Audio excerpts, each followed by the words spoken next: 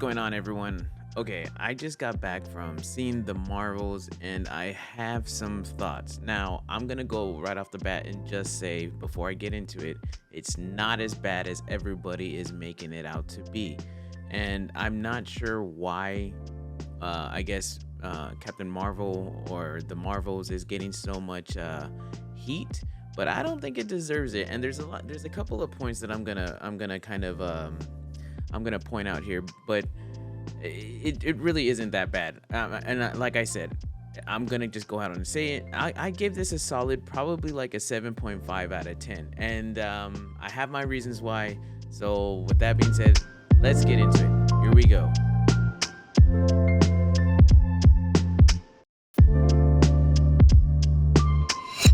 All right, everybody, the Marvels. So again, just to kind of reiterate, this movie is receiving so much hate, and I don't think it's rightfully deserved. Everybody from Teyonah, Parris, Brie, Larson, Iman, Vellani. I'm sorry if I'm butchering those names. Everybody does a pretty decent job. I was actually kind of surprised that I liked Miss Marvel's character a lot more than Captain Marvel and Monica Rambeau's character. The reason why I say I was a little surprised is because I didn't watch the Marvel, or was it Miss Marvel TV show. I didn't watch it. I don't have Disney Plus. I'm not like one of those avid Marvel fans that is like hardcore into the movies and gets upset if something is wrong or anything like that. Now, if you talk to me about DC, I'm still not that fan. I love DC. DC is my bag. More than Marvel, but I do go into these movies like I said in my previous videos with an open mind and just no expectations, and that's what I did with this one. And I think that like a lot of people that probably saw this movie are still hinging on everything that Captain America, Iron Man, and all those great movies have kind of laid out before us. And the sucky thing about being a creative like myself, because I'm a creative director and art director, the sucky thing is being constrained and kind of tailoring to other people's opinions, right? Like you wouldn't tell a doctor what to do, right? Like you wouldn't go to a doctor and tell them what to do. It's kind of the same thing with like a creative. And a lot of these projects that Marvel has been doing as of late, I'm noticing, are maybe not so much in the realm of what we should see in terms of like what's in the comics, but really I think people need to understand that like they take kind of creative liberties with this. You can call it that if you want, but if Marvel was like taking this idea that their movies are a comic book, right? They're basically writing their own story with these people that we know. Now, that's not to say that like the creative decisions are not good, or you just don't agree with them, because there was some creative decisions in this movie that I didn't agree with, being a creative, right? And I think that like we kind of get tied up in what we were previously given with all those other phase 1, 2, and 3, and I think it was 4, right? All those movies. I think that we're kind of hanging our hat on that, and that's like the standard. Now again, don't get me wrong, I'm not saying don't have standards. I think that we're kind of, and I say we're like everybody that has a microphone and a camera and that's like doing these reviews and just completely bashing them. And I said it in my last video that like we really should just get back to having an experience in the theater, and that's what this movie does. It's fun. It's cheesy. It's got one-liners. Miss Marvel did an amazing job kind of connecting all of the parts together. That was Monica Rambeau and Captain Marvel. It was good. It was a good watch. It was a fun experience. It was a fun movie. And not all movies have to be this like Civil War, Captain America, kind of epic thing. And for those people that say that the graphics were complete shit in this movie, I will have to say, in a scale of 1 through 10, the graphics were probably about a 6.5. but the reason why I bring this up is because people are severely bashing this movie and saying that like it's not a good movie because of the graphics, right? Or that's just like the high point on their list of reasons why they don't like this movie. And that's complete bullshit to me. And I say that because let's not forget how shitty Tony Stark looked when his helmet came out. Like, there's a pretty big distinction between his actual flesh and the CGI metal, right? And then let's not forget about even when Bruce Banner in Infinity War took off the little helmet, went back when he was like the tank Hulk or tank Iron Man or whatever the hell you want to call it. I don't know. Like I said, I'm not a huge Marvel fan, but those were some pretty shitty graphics, right? And if you really want to talk about shitty graphics coupled with a shitty kind of like story, go look at something like the Transformers, was it Revenge of the Fallen? That has some horrible graphics, and the fact that it had horrible graphics and the story was just kind of ass, it's what made the movie ass. Now this one, the graphics, they do suffer a bit, but the story was okay. I mean, you can't tell me that you did not enjoy that story, or you can't tell me, I mean, maybe you can, I mean, everybody's entitled to their own opinion, but you can't, not you, I'm sorry, just for me, I just don't understand how people say like, oh, the movie was shit because the graphics were shit. Well, like I mean, it's pretty hard to convey with graphics, especially of that magnitude. Like, think of everything that went on in that movie. There's Monica Rambeau's light, there's the Miss Marvel's, like, I guess a polygonal pattern stuff that she creates, I don't know. But then there's also Captain Marvel's light, there's the sun, there's the planets, there's all this stuff, right? And maybe, I don't know, maybe it has to do with the compression of the video, because like even just exporting a video like this, it takes some balls from a big server. So I think that like without that kind of context for people that really hinge their reviews or their comments on just the graphics alone, I feel like you gotta take a step back and understand maybe it's not all about the graphics. They're doing their best to portray something to the audience, to us, so that way we can appreciate it, and we're there really to appreciate the story. And I know I'm kind of going off on the graphics. It's just because like I'm a creative director, right? And this is kind of like the realm that I live in. And like it and again, like yesterday when I made the video about Thanksgiving, one of the things that I really liked about it was that they used some practical set design with their graphics, right? There were some CGI, and you can tell, but it's okay, because the story, even though it wasn't great, the humor and everything else that made the movie experience great for it worked, and it topped everything. So I had a great experience with Thanksgiving. And in this movie, The Marvels, it's the same thing. The graphics maybe suffered a little bit, but it wasn't gonna sway my opinion on whether or not I liked the video, the movie.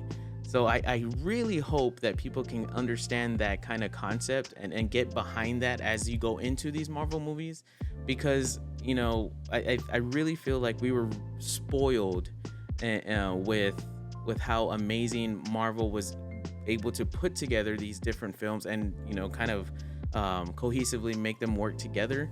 And I think that we're at a stage with these Marvel movies where people are maybe getting burnt out, but at the same time, just like in those other phases, we gotta let this phase like percolate. It's gotta come into form, and you can't just do that by just starting right off the jump. DC tried doing that right after the success of like Infinity War and Endgame, and it went to shit. And look what's happening at DC right now. And I think Marvel, yes, they have their holes in their parachute, but I think that that game plan that they have kind of stuck on for quite a while is still at play here. And the Marvels was a great film that kind of fit that mold. Again, I think I'm kind of thinking about it, and I want to give it a 7.5, maybe an 8 out of 10. And it's really because of the experience, the chemistry between the three women. Now, that's not to say that I didn't like certain things, because there are things that I did not like. I hated what they did to Nick Fury, but again, it's those creative liberties that as a creative we wish we can take, and sometimes these creative liberties don't pan out. Maybe they're not successful. That's why we're able to go back to the drawing board. They're kind of doing that with Taika Waititi's Thor, right? They gave him Ragnarok. He did an amazing job in Ragnarok, and then Love and Thunder was just complete ass. Like that was ass. And yeah, I mean, I think the Marvels was good. I think it was pretty decent. It wasn't as bad as like people are making it out to be, and it's kind of sad.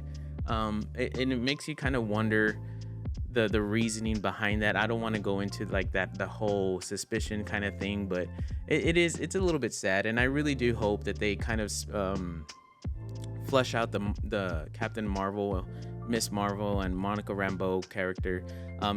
I'm not gonna really talk about the end credits because I don't want to spoil it, but then also it's all over TikTok, so you can kind of see that. But at the same time, there's something that I noticed, that I felt when I was watching this, that maybe nobody has thought about, but I kind of got a Tony Stark, Spider-Man feel for Captain Marvel and Miss Marvel, and let me tell you why. When we see Tony Stark, but I will say this. Hold on.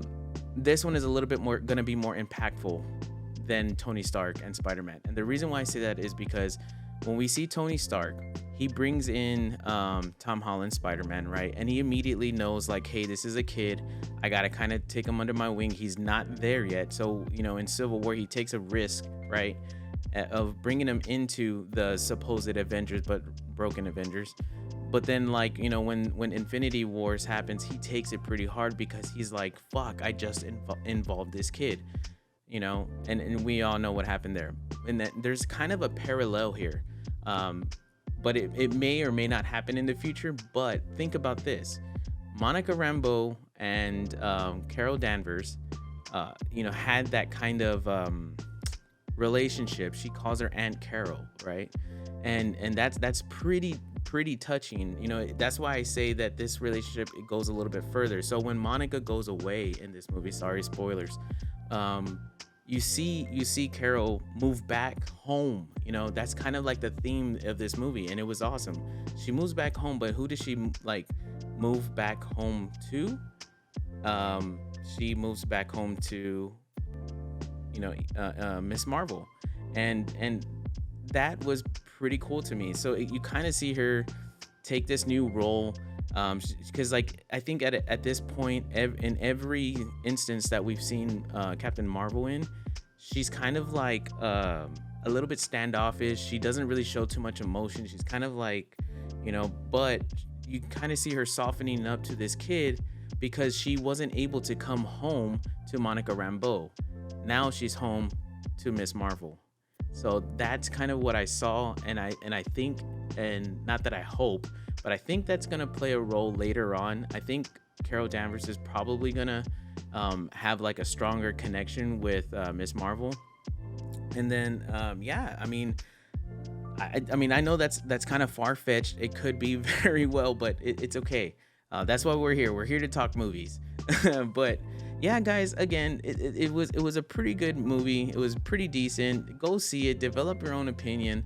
Like I say all the time, and don't hinge on my words whether or not you're gonna go see this movie. This is just from my perspective. But yeah, man, it was a pretty darn decent film. 7.5 out of 10, and I would say so. Stop bashing the Marvels. It was good. The characters are good. Though I didn't give a shit about the villain, to be honest. I feel like, okay, sorry. Segue. I feel like the villain was very lackluster because, and mind you, I do understand the Bangles. They kind of take away Captain Marvel's powers, right? And she's kind of like powerless against her. But I feel like somebody that has been flying the universe for years and protecting the universe, you know, would find some way to kind of counteract that, right? And this is where the story kind of got me for me. We see fucking Thanos bow basically to Captain Marvel as she flies up holding his hands. It's like, and then the dude wants to grab a stone and punch her and she flies away, right? Like, we go from that villain to where we see Captain Marvel to this Kree character that you don't really get a sense of her strength. There's an instance where Monica Rambeau is kind of like holding the hammer and they're like kind of like, I guess, playing tug of war with it. Like those kind of things, they kind of, I mean, I don't know. Like I said, I just didn't care for the villain at all. I think that's a kind of common trend, but overall, again, didn't take away from the fact that I enjoyed this movie. Like I said, 7.5 out of 8. I mean, out of 10, 7.5 or 8 out of 10. Yeah, guys, go, like I said, go check it out, develop your own opinion, and let me know what you liked about it. I mean, if you didn't like it, just go ahead and check out that comment section and let me know. All right, guys, I don't know what movie I'm gonna do next, but we'll do this again soon. All right, guys, have a good one. Take it easy. Spread that love. Later.